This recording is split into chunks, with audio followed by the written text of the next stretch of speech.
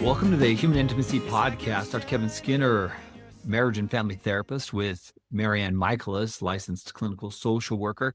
MaryAnn, last week we were talking about the 7 types of intimacy, and today I want to go a little bit more in depth with those types of intimacy. Hopefully our listeners had a chance to go to the website and take the relationship intimacy test, and then also look at the intimacy pyramid or triangle that was also as a part of that download. So if you haven't, you can go to our podcast course at humanintimacy.com. It's free. You can register, take the assessment. So, MaryAnn, I want to just start with your thoughts after thinking about last week's 7 types of intimacy, your initial thoughts, and then we'll dig into some of the ways that those intimacies can be enhanced. First of all, Dr. Skinner, I love that you've created this course online that aligns with this podcast. So humanintimacy.com, is it under free courses? Or where Go to free courses, and it's the companionship course for the podcast. So Okay. it's all So- the whole purpose is to really give our listeners a chance to go back and review. And if they want to learn more about each podcast, they can. I have to admit, I've only got 80 through 90 and some of the 90s in, but I'm trying to do it every week to give our listeners a chance to go in and learn more about our topic. So that's a chunk of 20 episodes we've done. So you've got 20 of them done. Close. I have a gap in the 90s, but Okay. This is something that you've created and it's a free tool. So if you're here listening and saying, hey, there's things in my relationship that I want to have be better, I just want to underscore the gift that you've provided. This is just information given by you about you to help you understand you and to help you improve your relationship, which is what we're hoping to help with. quick story here. When I do intensives, MaryAnn, I incorporate these skills into how to have a better relationship. Many times individuals want to have a better relationship. They want to have the deeper connection, but they're not sure what's going on and why they're experiencing what they're experiencing. In addition to doing what's called the drama triangle, which helps identify the patterns of fight and conflict, I also take the next part of this and apply these types of intimacy and help them do an evaluation of where we're at. Then I give them assignments on how to improve in each of the areas. So today we're just going to get a little bit of start on that, talking about starting with psychological intimacy. Yeah. And I love that, Dr. Skinner, because when I sit down with my clients and we start talking about intimacy and I show them the pyramid, I'll just have them look at it and say, where do you need help? They'll say, oh, well, we're doing great here, but this one's not great. That one's not great. And so I love that here's an assessment that you can utilize to help you understand, okay, in this area, I thought I was doing 95%, but actually maybe I'm at a 60. And here's some areas that might be some blind spots that I didn't realize. Yeah. And then if couples go take the assessment, the relationship intimacy test, they can actually see where they score because I broke it down by categories. Psychological intimacy is what I refer to as this foundation. There's 4 core parts there: honesty and trust, loyalty and commitment. And if you take any of those 4 parts out of a relationship, the probability of the couples fighting goes up exponentially. If there's not trust and honesty, then there's more questions. I'm asking questions because I want to know if you're being honest with me. I want to know if you're being truthful. For me, that's after observing couples when they were fighting, I'm like, they don't trust each other or there's not honesty here. Which is why in the work that we do, it's helping couples be honest with each other, truthful with each other. That has to be the foundation. In addition to that, the loyalty, which there's a story that I often tell with this, and it's an older story, but it's very meaningful to me because I like studying and reading about presidents of the United States, and because these are influencers. These are the people who've had a lot of influence. So there's just one in particular, Ronald Reagan. And, obviously an actor. And this guy was, one of the most popular presidents in terms of voting ever. And he grew up in a home where his dad was an alcoholic. And there's times where he actually had to go drag his dad out of a bar and drive him home, where he'd find his dad at the door who just came in and just collapsed, right? Really difficult experience for him. Goes to California, obviously becomes an actor, and the rest is history. But more than one marriage. Nancy, I think, is his 3rd wife. The loyalty of that relationship was an interesting one to me, because here's what happened. he had won his second term, and she was hosting a dinner at their home where he was not present. He was being president, doing his thing. The dignitaries were there. A guy who had ran for a congressman spot in his state was there, and he had lost barely. He was a little bit upset because President Reagan didn't go stump for him and help him win Mm. the election. He was kind of They're a little frustrated, salty and resentful. a little resentful. So he's talking about that and he's expressing his frustration. And Nancy's like, I appreciate, your concerns, but you're in my house. Please don't talk about my husband that way. All right. So confronted once, right? Now they're all around the dinner table being served. He brings it up again. So obviously this is really frustrated. Mhm. And she gets up from the dinner table. She goes over, taps him on the shoulder in front of everybody else and says, if you are going to talk about my husband that way in my house, you can leave. And I think about that kind of loyalty in a relationship, knowing that this person has my back, knowing that this person has my best interest in mind. And that's where I find when couples start aligning in loyalty, like, look, especially if there's been sexually acting out or other forms of hurt, and coming back into that honesty of, I want to be this person who you can rely on, who has your back. When I start seeing that in coupleships, MaryAnn, that's where I see the greatest progress. First of all, I love that story about President Nancy Reagan. That's beautiful. And as I'm hearing you talk about this, the thing that came to my mind that I hadn't even thought about this before, but I think that this is a little bit fluid. We have to have this psychological intimacy to create these other levels of intimacy. However, I think I often look at it as like, here it is, it's there and it's stuck and it's not going there. But when we're looking at betrayal, when there has been betrayal, I have some clients who go through disclosure and they learn everything that I thought I knew. I don't know. I don't know Mm. anymore. My whole reality's changed. And for 20 years, you've been lying to me. Mhm. That disrupts the whole entire system. And if I still don't have any information, or if I found something, but I don't have all the information, it makes sense that I'm going to be interrogating more. It makes sense that my nervous system will be dysregulated. My window of tolerance, the way that I'm reacting to everything, I will be hypersensitive. Hypersensitivity is part of PTSD. And that means that I'm not super regulated all the time, which means that's going to impact my emotional intimacy. That's going to impact my verbal intimacy. And there are moments in the relationship where, for a blip, I might be like, oh, okay. I saw something and I feel a little bit safer now. And then I might feel something or see something, go, oh, I'm triggered. I don't feel this. And so we put it on a piece of paper and say, here it is, this block, and it's a principle that we're talking about. But I think we also go in and out of it, especially when we've been betrayed. I think we go in and out of all of these levels. Yes, Yeah. it's not Yes. stagnant. We look at relationships, and that would be the ideal, that we are always being loyal and we're always showing honesty and trust. But yeah, there's an ebb and a flow. And as couples rebuild a relationship after betrayal or after some kind of harm, there's going to be a process. But the question then we really back it up to is, am I the kind of a person that is loyal? And when I find that clients who've been acting out unfaithful, and they started exploring that, it's a very interesting conversation, because now it's a self-reflection. Like, no, I'm not showing loyalty. Is that kind of a human being that I want to be? Right. And if I hear that from a betrayed partner's perspective, if my partner has just, you know, blown up my whole world, I might have to question, say, do I even want to be loyal to this relationship? Am I still wanting to stay in this relationship? What I'm trying to say is it's a little bit more conditional sometimes. The And we're constantly seeking we're sharing an ideal today, but we know that there are just different levels within these spaces that we have to give ourselves a lot of grace for, because I'm not always at my best. And if my partner hasn't been loyal to me, I might say, okay, does that change my degree? Or I might be really questioning my loyalty in the relationship as well.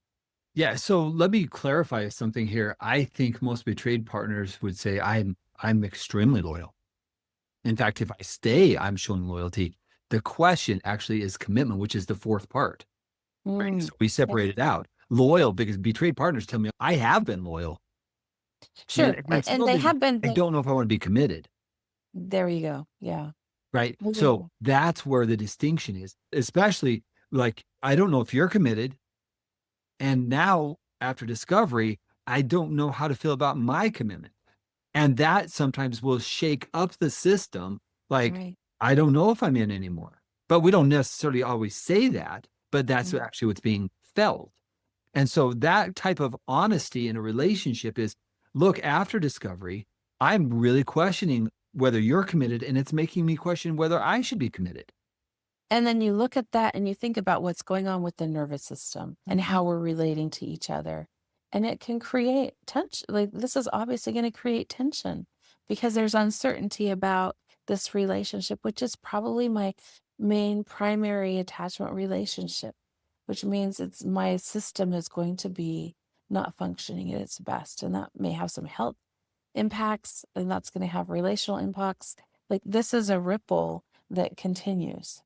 Right. And so, from a negative perspective, I don't know if you're committed because of your behaviors. And I don't know if I'm committed. Now, neither partner has that foundation of, I know I'm in 100%. Now, I've often hear the person who is acting out, no, I'm in, I'm committed. I'm done with that. I'm committed. Well, that's why we have to do the work to show we're committed. That's why, if we look at the work that we do with doing a disclosure, doing an impact letter, doing emotional restitution, if I'm willing to do the kind of work that shows like my heart's in this and I regret deeply my behaviors, that manifestation is going to come over time, and it's earned. It's not automatically accepted. And it's not something that you just say, okay, I know you're committed. It is something that requires time. And that's where I find many people struggle, because I'm uncomfortable not knowing that you are committed to this relationship. And as we're talking over time, if we're talking about in a addiction, if there are sexual addiction behaviors, this can be so hard because there's often a slip or a relapse. And so just when I feel like, okay, here I am, I've got some stable ground underneath us, this trust has been built, there may be a slip or relapse, which brings it all down again. And so there's this rebuilding process that happens that needs to happen over and over. It's a daily process, I think. You can rely on me. Or if I mess up, I think it's also about the rupture and repair. Can I trust you that if you do make mistakes and you don't get this perfectly, that you're going to still continue forward with that intention of continuing in the relationship, that loyalty part and that commitment part. And this is why trust and honesty are so important, that if there is a slip or a relapse, that there is honesty and truthfulness around that. Because if there's not, that kind of deception, gaslighting, then prevents the psychological intimacy because it's not going to be present. So this is the foundation, MaryAnn. If we look at trust and honesty, loyalty, and commitment, and you take those four parts and you put them into a relationship, you're going to have more success. You're going to feel psychological safety. Your body's more likely to relax. And that's ultimately the foundation that we want to work from in developing intimacy. Because when those things aren't present, I can still have a conversation with you. It might not always be pleasant because the conflict and the fighting, because what are we talking about? Are you being honest with me? Are you being truthful with me? Are you loyal to me? If that's not present, then I'm asking lots of questions and I don't know if you're committed to me, then I'm questioning my own commitment, but I'm also probably pursuing, are you in? Are you in? And when a betrayed partner becomes more, and this is really important from my perspective, when a betrayed partner becomes more hyper vigilant, really what they're asking for is, are you committed? Are you being honest? Are you being truthful with me? That's really what they're saying. So they're being hyper vigilant, watching eye contact, messages, you came home late, whatever it is. They're watching like an eagle because they're really asking the internal question, are you safe? Right. And we call that safety seeking. It's fascinating that we can talk about topics and principles, and sometimes they just kind of crystallize and you see them a different way. We specialize working with betrayal trauma. Betrayal trauma is the disruption of psychological intimacy. It is, I can't trust you. You haven't been loyal. You haven't been there for me. You haven't been truthful. There's been dishonesty, deceit, hiding. The whole concept of betrayal trauma is really built around the disruption of the psychological intimacy. I don't know who you are. I can't trust you. You haven't been safe. And that is the betrayal most of the time. I know that this is probably your experience as well, but most of the time with betrayal trauma, my clients will say, okay, yeah, he looked at porn. Like there's some emotions and issues around that, but it's more the secrecy, the hiding, the disconnect, and the exit from the relationship with me. Yeah. That is what's being betrayed. It's this safety that you're Right. there for me, that I can trust you. That is the betrayal. Yes. And so when we break that down, and again, it doesn't have to be sexual betrayal by itself. There could be many other forms of that. If I'm dishonest with you in some way and you find out spending money, doing something behind my back, I mean, there's multiple forms that psychological intimacy is fractured or broken.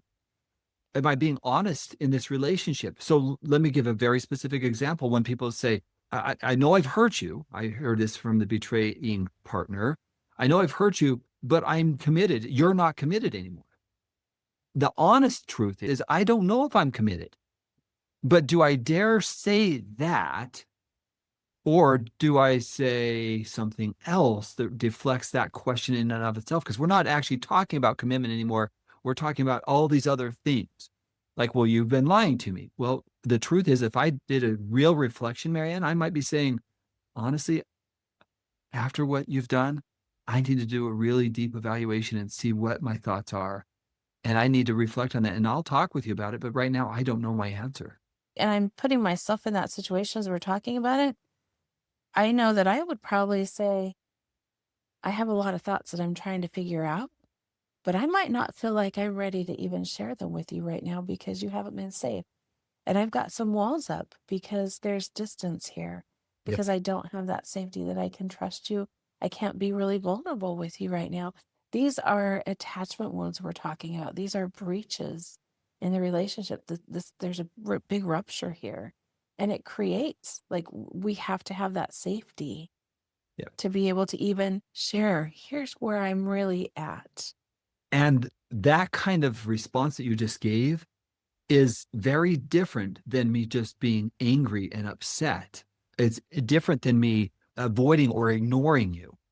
That too takes emotional honesty to figure out how to communicate what you're actually experiencing. So even that communication back is trust and honesty developing because I'm truthful with what I'm experiencing.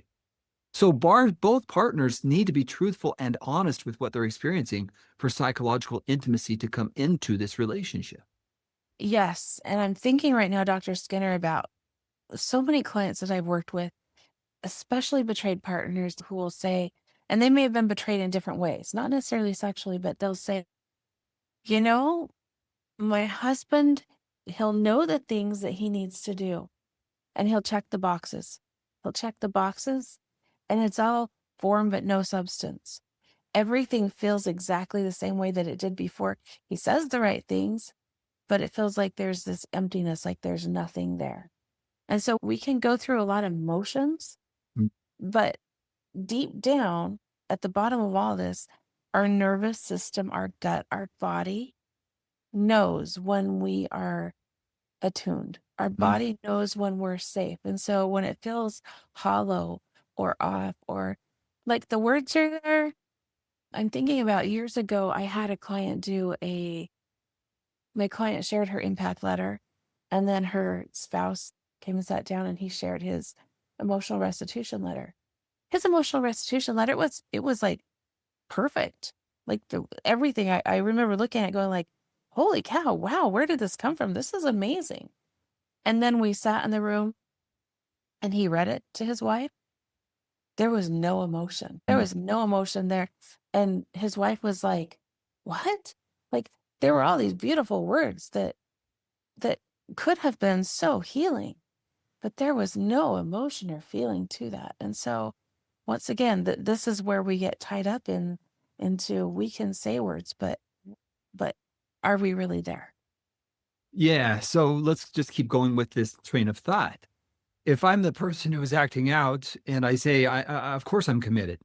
We often hear that phrase, of course I'm committed. I want this relationship, but I need to do an honest reflection. I've struggled with XYZ behavior. Now that again is more honesty. right? So if I'm completely honest, would I not then say, I am committed and I struggle with giving up XYZ behavior? It's not easy for me if they say it's pornography. It's not easy for me just to quit after however long I've been involved with it. And so I need to be completely honest with you. That may be harder than I ever realized.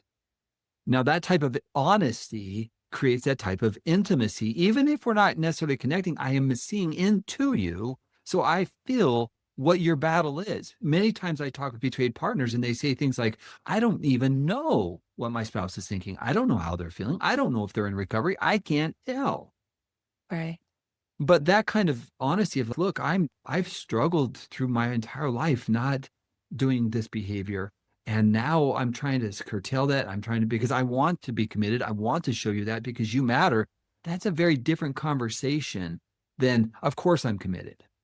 Sure, but going back to that conversation, how tricky is that? Because if you're trying to get to that space to share that with me, and if I'm betrayed and my nervous system is on red alert, and I'm maybe a little more aggressive or defensive or reactive, you might be like my reactions to you trying to say that. Like this is the cycle where you may end up in shame. That's what in I shame, and then might. you're defensive, and here we go because you're trying to be honest, but it's maybe not safe for you because I'm super dysregulated. And so even if that is upsetting, that I am having a hard time, I'm still dealing with temptations or struggles. I would tell you, on my experience, most betrayed partners would rather know the battle. When I talk with them, they want to know it. Absolutely. You might not be able to hold it. They might feel threatened by it. They may not want you to struggle with it anymore. But if you're congruent, that's what you need to do if you're going to create psychological intimacy, because it's honesty and truthful. Yes. And I want to just break this apart because we've been talking about the psychological part, a lot of that. But when I look at intimacy to me, if you were to say, hey, MaryAnn, how do you define intimacy? The instant word that comes up for me is vulnerability. Can I be open? Can I have my body be intimacy for me feels like you're laying on the ground and your body's open. You know, you could get hit, you could get punched, but I'm letting you see everything. I'm not hiding. That into that vulnerability is really about I'm sharing something with you and I know that I could get hurt. I Mhm. know that it feels like a risk. And I'm really trusting that you're going to that be safe for me there. And so we're talking about the psychological part, but this intimacy part really is about the vulnerability. So as you were saying, I'm in this congruent place. The intimacy part is, and here's really where I'm at. Can I really let you see into what's going on with me? Because that's scary. If I really tell you the thoughts that are in my head, you might not like that. You might want to leave. You might want to throw something at me. And can I show up and actually show you what's really going on versus I'm checking the box, I'm going through the motions. Can I really let you in? And I have a lot of thoughts about this because we're asking a person to be honest and Mhm. truthful and not knowing how their spouse is going to respond. Which is terrifying. So let's walk through that.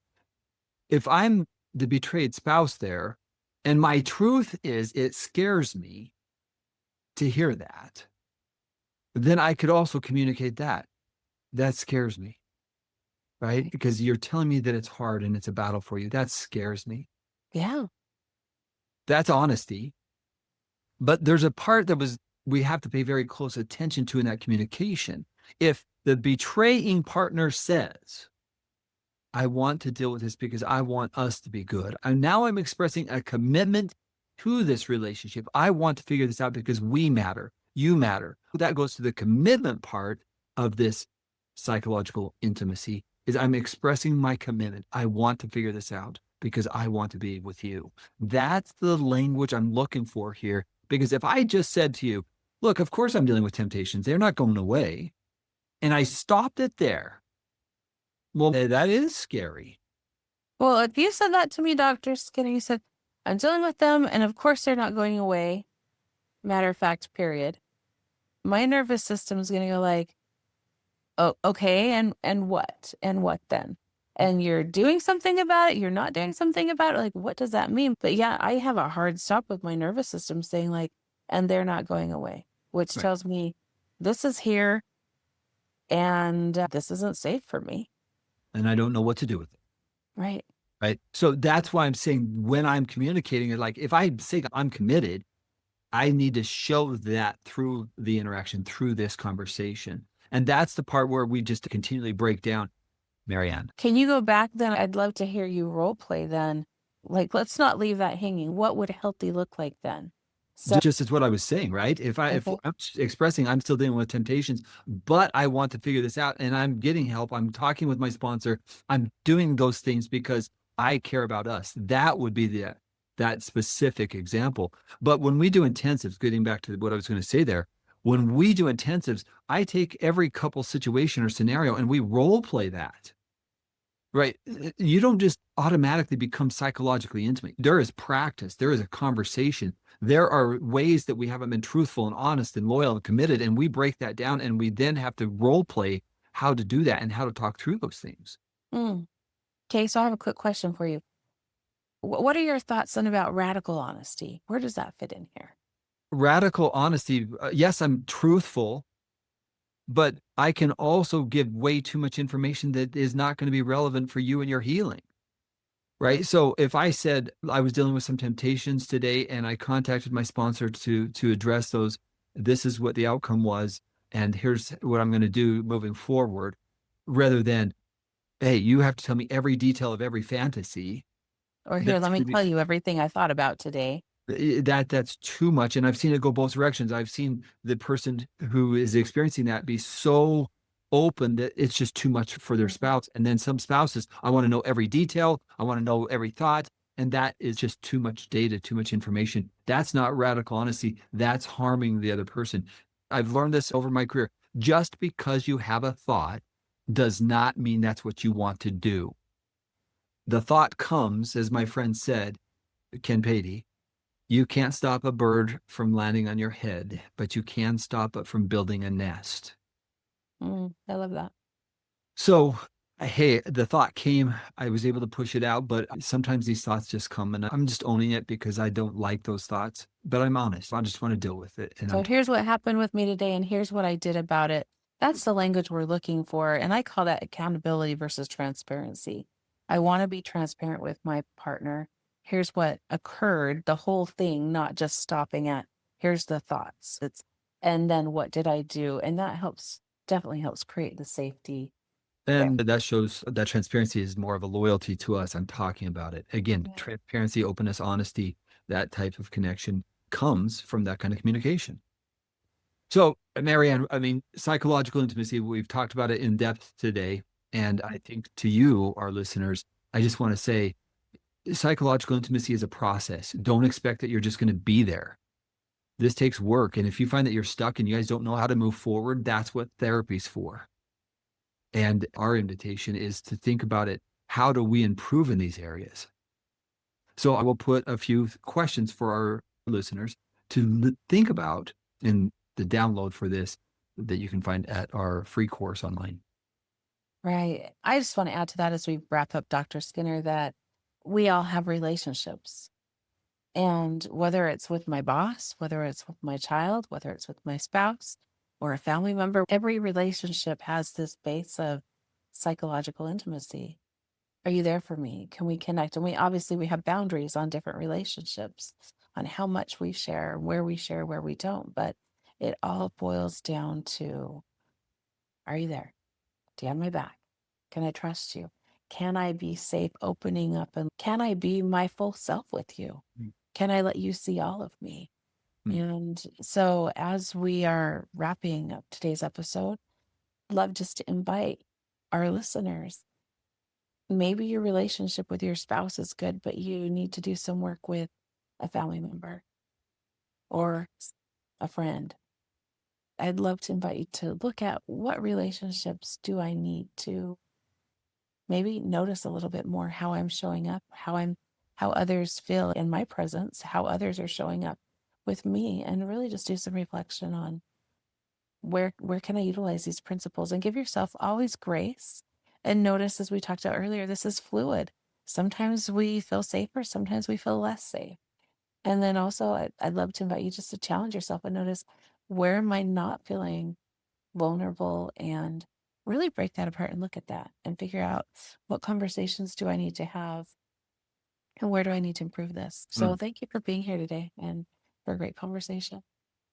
So, just to highlight something you just said as we close up, psychological safety is seeing into someone else's mind. If we look at psychological, the mind, the brain, the body, the honesty, trust, loyalty, commitment, seeing into me, into my commitment, into who I am, I'm honest, I'm truthful. That part, when we're that type of psychological intimacy, every other form of intimacy that we talked about last week and that we'll talk about in the future is built upon this. Mhm. It really is. And without it, every other form of intimacy is going to feel not the potential that it can have. So that's the area that we start with, because we encourage you, our listeners, to focus on developing in this. And again, it's going to be a process. So thank you very much, MaryAnn. Upcoming conference, March 13th and 14th of 2026. We are going to have an online conference that is going to be filled with so many incredible experts that are going to be talking about individual healing, recovery, how to be better in relationships. And I'm really, really excited. I got a couple more commitments from some friends this week. Dan Mm. Oakes and Dr. Alex Theobald are going to be doing some presentations for us. So really excited. If you want to learn more, we'll have a link at the bottom of our show notes where you can sign up, 40% off to the end of the month. Anyway, we'd love to have you join us at the upcoming Human Intimacy Conference. Oh, that's fantastic. And I will say, I've met Dan briefly, but I've interacted a lot with Dr. Alex Theobald. And every time I hear him talk, I learn something, and he makes me think about things a different way. That's fantastic. Can I just also just plug, if you're just joining us and you're new to our podcast, we're also available on YouTube. So please look for us there as well. We also have Reclaim, which is a podcast and a course at humanintimacy.com. It's a course as well, right? Yeah, yeah. Reclaim, which is a podcast, and there's also a accompanying course on human intimacy for pornography addiction. And we also have Rise, Hope and Healing After Sexual Betrayal, which is also a podcast and a course also on humanintimacy.com for betrayed partners. These are additional materials and resources that, if you want to dive a little bit deeper, we'd love to have you join us and join us in those spaces as well. Thank you so much for listening today. May you be blessed. And in the past, if you've listened to the podcast, you may have heard me say this. Have a good, fantastic, outstanding, marvelous, extraordinarily great week if you choose. Bye-bye, everybody. Smile when you smile and laugh when you laugh. Something to